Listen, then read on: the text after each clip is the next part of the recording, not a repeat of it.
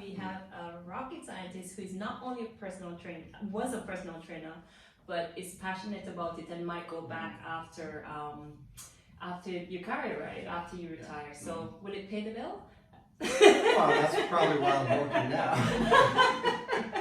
So that I won't have to rely on it. But I've met some, and I'm sure you have as well, who have been able to really have lucrative careers, in Fair fitness. enough. So it all depends on how you approach it. All right. Yeah. So here are my questions. Weights or cardio? For me, I think you have to do both. Yep. Personally, I'm probably more partial to weights, but Yeah. after all the studying that I've done over my life, I know that it's important to have both. Fair enough. Solo or group? I think that all depends on the individual, what motivates them, but for me, it's probably more one-on-one with another individual. As Not a opposed to group as right. But that community feel is essential to. Yeah, being in an environment though where that's just what's happening in the environment is is motivational. Yeah, for me at least. Interval or circuit? I'm gonna answer that the same way. It depends for you. For me, Yes. it's circuit, right? Circuit. But that changes as you age. That changes as what stage of what's going on in your life, Yep, right? yep. Whatever your body might respond differently depending on what kind of stresses are in your life, right? So I do it all, right? Depends on what works for me during that period of my life, right? Fair enough. But let's go back a touch to weights or cardio. You think that is relative to where you are in life as well, or you think that's across the board? I think it's across the board. I mean, you need the strength that weight training gives you, and you just need the cardio for the endurance that you need just to get through everyday life, just to have the energy, just to make it through our waking hours of the day, right? Yep. So, do you believe in these challenges? You have as gyms or sporting arenas doing 3 months challenges, or would you recommend those? Or I've never engaged in it myself, but I mean, it sounds like fun. I can see how the competition of it could be fun, right? Yeah. I think if you're doing it for the long haul, you need to change your lifestyle. You got to keep that. You got to keep going. You can't just do it for that period of the challenge. But that challenge is what it takes for you to have fun and to continue to the next stage. Go to the next level. Yeah, I think it can be good. Yeah. All right. So, is there any similarities between being a rocket scientist and PT? Anything, even slightly, you can tie the two together? Yeah, I think once you think like a rocket scientist, you tend to carry that around no matter what it is. So I can be a doctor, I can be, just in any kind of athletics, and I'm always trying to take what I know and apply it. And so taking there's a formula in rocket science, force equals mass times acceleration. Yeah. You can take that and try and figure out how much weight you your body can handle. You can take that and try and figure out try and make yourself faster, or have more endurance. And you're always thinking about the science of it, but your basis is what you learned when you became a scientist. So. I can see that. So you would be like a very technical trainer, but in saying so, how do you what's your stance on being very technical and motivational? What was your means of motivating?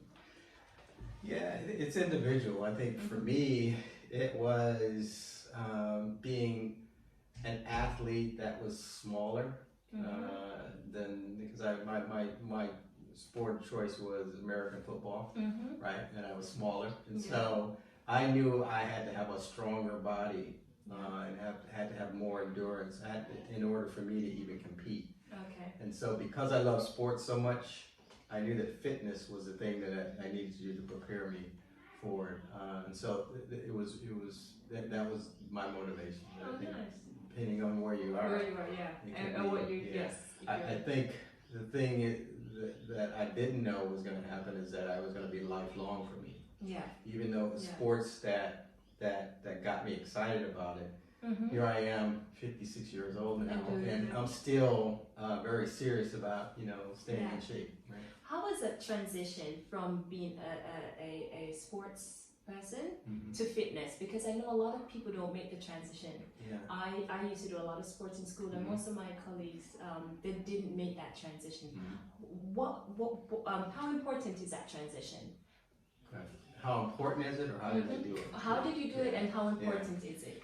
How I did it was, I think, as I was going through my journey trying to be a better athlete, I was also realizing that there are people around me who wanted to benefit from what I was doing. So I was always getting the question, hey, how do you do that? How do you stay? And then I realized that, hey, I can add value to other people as well. Outside of sports. Instead of keeping it to myself. Yeah. Right? And I think that's kind of how I actually was able to continue into it, even after sports. Oh, good. Because as I said before, I think that a lot of, especially youths, because they had the aspiration to become an international athlete and they don't make it, and then they slack off otherwise. Right. So how important do you think is that transition from sports orientated? I mean, I'm from Jamaica, and we have a very good sports program, but I think we've lacked a fitness program. So how important do you think the transition is? Well, it is, for most of us, it's very important. I've never met a person that can just train and be fit and then just stop and still be healthy. So I know that's kind of a no-brainer. It's important. I think, but for a lot of people, they have to find something else that motivates them. Yeah. Because, a lot of people that I play sports with, they're no longer fit, right? Yeah. Because the thing that they used to do it for is it's no gone, longer it's part taken away of from their them, life. right? And so you have to find something else or some other reason. For me, it just happened to be I just enjoy doing it. And not everybody enjoys doing it. So those are the people that where it's going to be a challenge. What's going to be a challenge for is those people who know they need to stay in shape, but they just don't enjoy doing it. Yes. And so then it's about just finding other ways to stay active. You don't have to do weights or cardio. There's so much things, There's so many things right. going around. And it also, the older you get, it's less about that physical activity, while that's important, and it's more about now the balance really becomes important. The right sleep, the right nutrition. So it's the balance. You can actually get away with not having a balance of one or more of those when you're younger. But when you're older, you got it. I understand. They all kind of go together. And so what I find as I get older, I can do 30 minutes in the gym every day, and that's enough. As long as I'm getting the right amount of sleep and the right nutrition, right? And you touched on nutrition, and we're going to be done wrapping this up soon. I want you to explain the importance of nutrition in all this. I know we emphasize so much on the physical aspect, and you constantly hear it's only 10%. And I don't know if they're picking that number out of the hat, but as a rocket scientist, you probably can explain to us the importance of nutrition, and is it really just 10%? Is it 90%? I just can't answer that from a you haven't done the research yet. I can't take my rocket science background and translate it into that. All I can tell you is how I've experienced it, right? And so I can say firsthand, I've seen how good nutrition translates into better performance. Okay. And how bad nutrition translates into poor performance. Wow. So I've seen it firsthand. Right, and when you're younger, sometimes you can overcome it, right? But when you're older, you can actually kind of see that triangle of nutrition, sleep, exercise, and how any one of them can just throw you off. And for me, the nutrition seems to be more. The nutrition and the sleep actually seems to be more important as I get older than the training. Right. You said something very pivotal because a lot of people refer to nutrition as only, eating the right food so you can act or minimizing your calorie intake to get weight loss or to get low. But you said something pivotal. You've tied in nutrition with performance. Not a lot of people do that. So can you say that again? The importance of nutrition and performance, whether it be good performance or bad performance.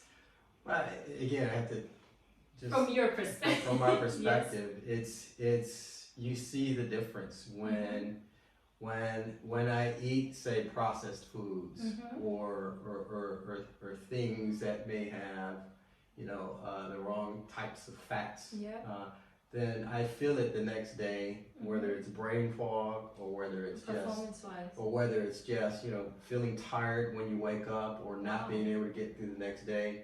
Contrast that with the days where I am, you know, more disciplined in how I eat, and then that day can go by and it could just seem like a longer day, a shorter day because you've gotten so much done. And so I could see the difference, and so intentionally now, when I know I got something big to do the next day, I'll either fast or make sure I eat, you know, no processed foods. But healthy. Right, but healthy. And for me, the easiest way to say healthy is just no processed foods. Processed food. Okay. Right, because there's a lot of things even that are even considered healthy for some might not be healthy for others. But I think it's been concluded that processed foods typically is a shock to most of our bodies, right? Fair enough. All right, that's good. I mean, we have most of the questions done. Recovery, what's your preferred way of recovering? Sleep, which I don't get enough of.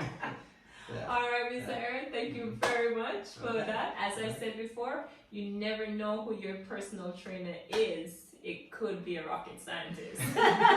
Thank you. All right, make sure it's on.